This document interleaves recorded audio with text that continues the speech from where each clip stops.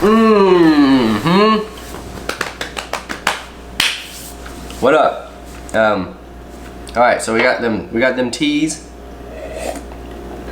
We got some sweet celery here to keep me company on this Valentine's Day. Anyways, happy Valentine's Day. It's just like to say that, you know, whatever, February 14th.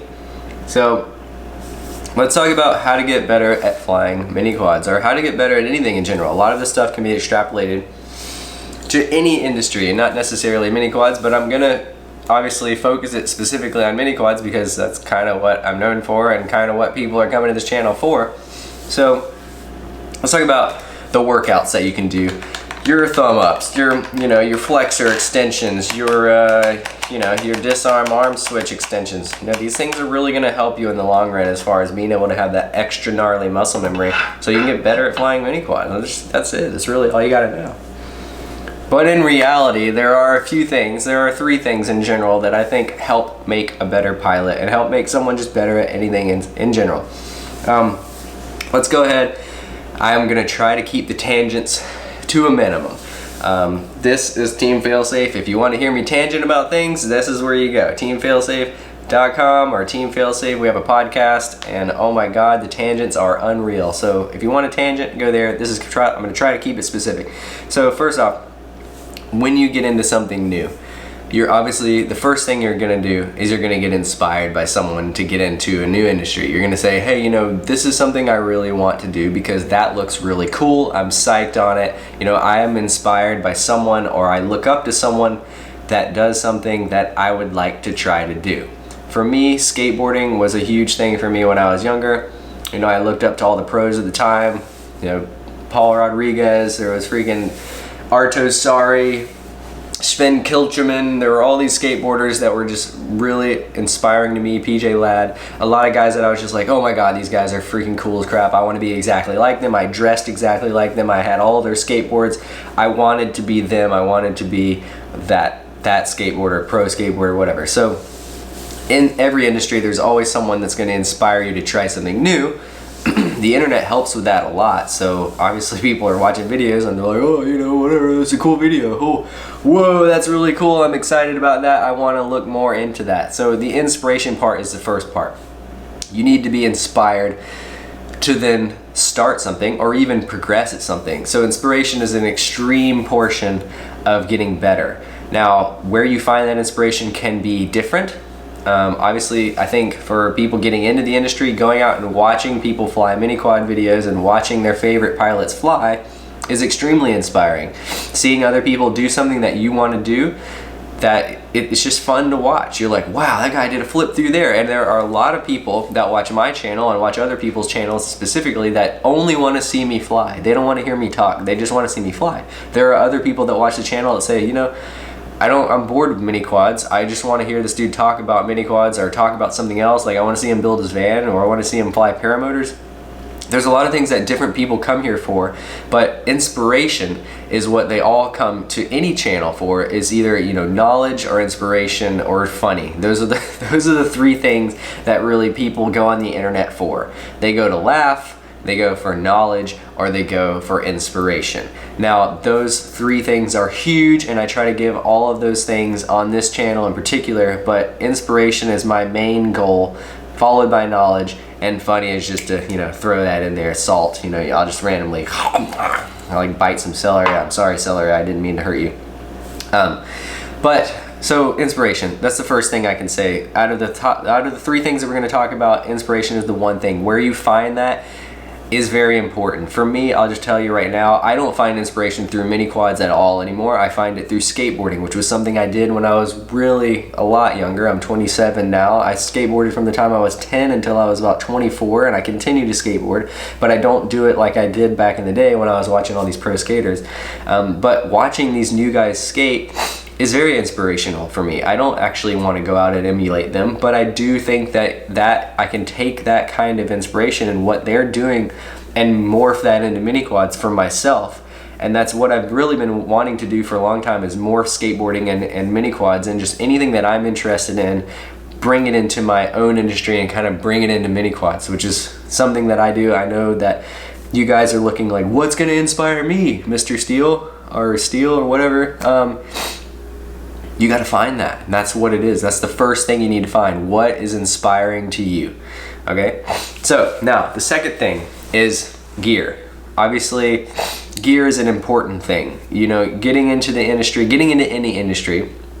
We'll talk about skateboarding. Well, skateboarding is probably not a good example. We'll talk about cars, for example, because I feel like cars are very relatable. A lot of people have vehicles. A lot of people have ridden in a car. If you haven't ridden in a car and you have the internet, I don't know where you live, but that's kind of different.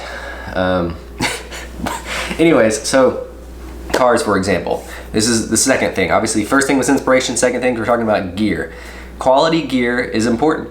Whether or not you want to take my advice and say that, you know, quality gear for mini quads is important, I could personally care less. But I'm just telling you that quality gear is important in any industry.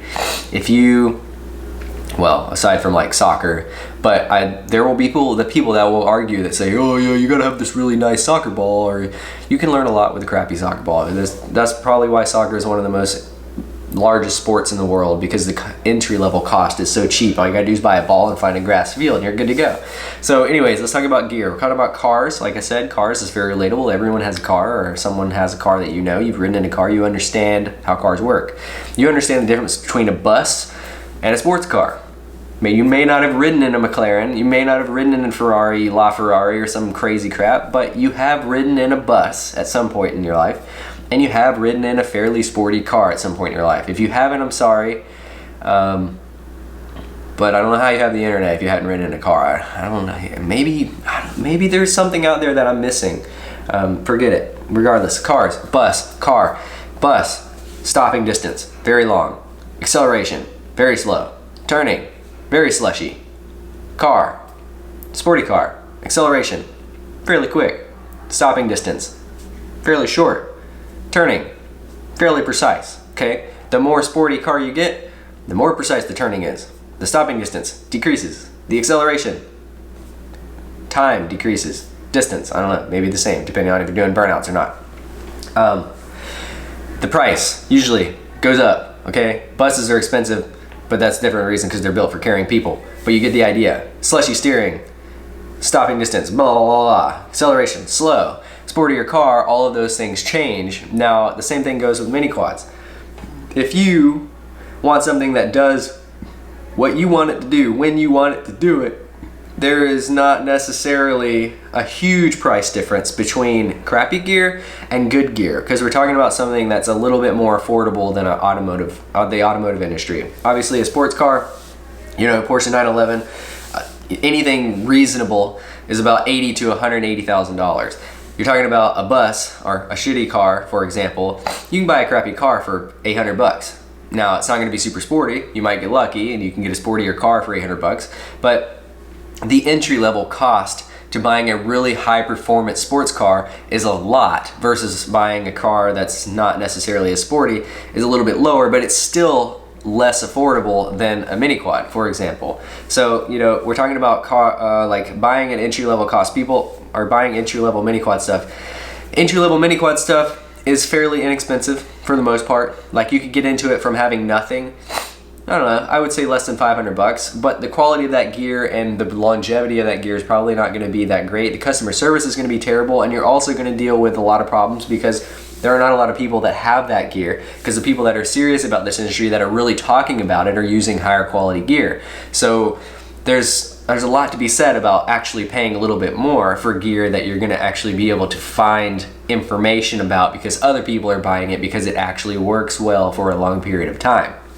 So I know I'm gonna get onto a tangent about gear, and people are gonna be like, you're just selling your gear, Steele. Like, quit talking about gear. You gotta buy Kiss, or you gotta buy an Alien. I don't care what you buy. I'm just letting you know that higher quality gear is going to help you in the long run, and I consider the gear that I run higher quality, because in the beginning when I flew mini quads, I always bought the highest quality gear that I could afford. And then in this particular industry, I could afford the highest of quality gear. I used to spend $45 on an 1806 2300 kV motor. I don't even know if you know what that is, but it's 1806. That's 18 millimeters high, 6 millimeters across our stator, 2300 kV. And holy crap, $43 T-motor, what were you smoking? Now all of a sudden everything's cheaper. Things are becoming cheaper, more affordable, things like quality's going up, prices going down, all of this stuff is like, eventually it's gonna have to stop because you can't go quality higher and price down forever. But the quality of entry is a lot lower than it was when I started as far as like super high quality gear. It's still expensive, but it's not nearly as expensive as it was. With that said, gear is important. For example, Onigiri, Noelle, girl that I sent a mini quad to. People don't know, if you don't know, there was a girl that I know that lives in Australia that flies mini quads. I didn't send it to her because I think she's cute. I sent it to her because I think I like her content and I think that it would help her. So I had a mini quad lying around that I had been flying for a while. I packed it up into a box, shipped it to Australia as a gift because she had sent me some kind of gift from them traveling or whatever. It's like a box of Australian things. It was pretty good. Anyways, sent them that gift, her and her boyfriend. And I immediately saw from her flying skill before the video where she had the mini quad, and then when she got it, her skill increased substantially just from having different gear. And it wasn't necessarily that the gear she had was bad, but it's more about setup than it is about the actual gear. Now the problem with having gear that's bad is there are fewer people that have set it up correctly than there are good gear that people have had set it up correctly. So it's kind of like buying a really expensive race car and just throwing all the parts on it and then going out and racing a track versus having a really expensive race car and then sending it to an F1 team that freaking does R&D for the next 6 months and sets that car up specifically for a particular driver, which, you know, for example, this car that's set up by the F1 team is going to be set up a lot better than if you just threw a bunch of shit on it and was like, oh, you know, the ride height's got to be this because it's got to have this tuck. I want tire underneath the fender, and then you go around a corner and it scrapes. There's a lot to be said about setup, and setup is huge in this particular industry, and this is a huge thing that this is a tangent, I'm sorry, but I got to talk about it. Back in the day when I started, 2015, not a long time ago, I know, but there was a lot of pilots that were influential. Charpu, Juz, Midwest Rob, Metal Danny, and especially for me, Boris B. Boris B is the guy that created Betaflight, and holy crap, the guy was doing some really cool stuff back in the day. What he did is when he would make a video, he would post in his video description what exactly he was using, and he would post his PIDs. PIDs for people, that's like this secret sauce that nobody knows, and the setups are secret sauce. Everybody was super secret sauce back then. They were like, you know what? I did this and it worked really well for me. I'm not telling anybody because I'm scared if I tell somebody they'll be better than me. That's exactly what people did back then. That's exactly what people do today. There are so many people out there that are like, I'm not gonna tell you about my setup because then if you know my stuff, then you'll be a better pilot than me. You know what? Get lost, dude. If you're scared of someone being better than you, then you probably shouldn't be in this industry anyways, because this industry is not big enough for us to be able to do that and then expect to make a career out of it. You got to make this industry more accessible, better for people to get into, easier for people to get into, or it's just going to wither away like some bullcrap hobby that came out. You know, what came out? Like paintball, for example. Paintball's probably not a good example. But paintball, everyone thought paintball was going to be crazy. It went and then it died. Now it's just paintball. You know, there are people that are psyched on paintball, but it's not something that everybody does because there's probably a lot to do with how the industry was intermingling in between and how the entry level was and just how people were treated. A lot of it's how people are treated, how secretive people are about their specific formulas, and you know, it's a weird scenario. People want to make a career out of something, but then they hide all of their secrets because they think they're the best and they don't want people to be better than them. Tangent about secret sauce gear. Anyways, Boris did not have secret sauce gear. He told you everything he did. I bought exactly what he had. I flew. It helped me tremendously going from nothing to be able to fly something that was fairly locked in, and it was a setup as far as PIDs and how the thing flew. It was a setup that was predictable. Predictability is extremely important when you're talking about anything in gear related world. If you're talking about gear, you want something to be predictable. When I turn this camera on, I want to know that I don't have to worry about it turning off, which I'm kind of scared because the battery might die, but I want to know that I don't have to worry about it turning off. When I take a picture at ISO 800, I want to make sure that the ISO is going to be 800. I want things that are predictable. Obviously, a camera is not a great example, but you get the idea. If you have something that's not as predictable, it's going to be harder to drive. Like I was talking about earlier, you have a bus, you turn, you go around a corner, it takes 5 milliseconds for that freaking, probably 30 milliseconds for the bus to actually move, versus a car that's really nimble. It's a lot more predictable and it's a lot easier to drive. Same thing with mini quads, okay? So gear is very important. Now, obviously, we talked about gear. The one thing that's also important is who you hang out with, and this is the third thing, okay? We had inspiration, we talked about gear, now we have the third thing, okay? The third thing that's gonna help you get better, aside from just stick to, well, whatever. The fourth thing is stick time, because muscle memory is extremely important. You need more stick time. You gotta play on a simulator. You need the simulator to act like a real quad. You know, you want things to be, you want it to feel natural to you. You want to not have to think about it. That's the fourth thing. Screw that thing, it's very small. It's probably not anything, like, that's just a generic thing that you have, you know, the more you do it, the better you're gonna be. The third thing, the very important thing, is who you hang out with. What is your standard, okay? What is the standard of level of skill? Where, and there's someone like fucking doing some kind of crazy thunder in the hallway. I think it's a dude rolling a trolley. Anyways, so the standard of level at which you are here, you've never done anything, you're like getting started in the industry, and then your neighbor is Tony Hawk. The standard of what you need to look up to, as far as like if you're skateboarding and your neighbor's Tony Hawk and you're like, oh, I gotta be as good as him, you know, like doing a 720 or 540 and a half pipe is like easy for him, so you're gonna probably pick up on that pretty quickly. That's the new standard of normality for you. The standard is not your neighbor that can barely ollie.